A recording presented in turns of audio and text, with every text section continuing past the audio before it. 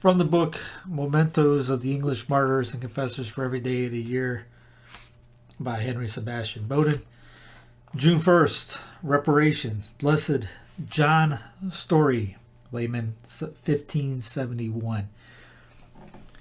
Born about the year 1504, he became professor of civil law, head of Broadgate's Hall, now Pembroke College at Oxford, a learned canonist, an eloquent and leading speaker in Parliament. It was on the floor of the House that he was to stand forth champion of the ancient faith.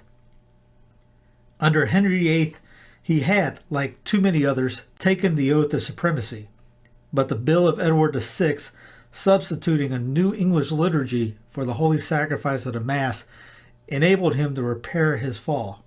Quote, "Woe to thee, O land," he said, quoting Holy Scripture, "whose king is a child." Ecclesiastes 10:16. And for his bold protest, he was committed to the Tower.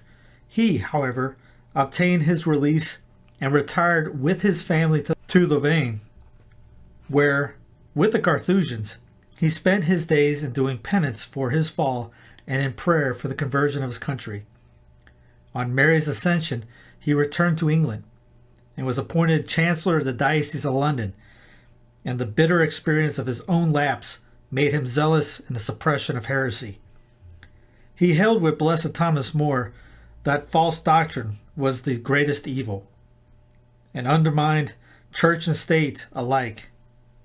And though he pleaded for indulgence to the misguided, he knew no toleration with the fomenters of heresy and rebellion.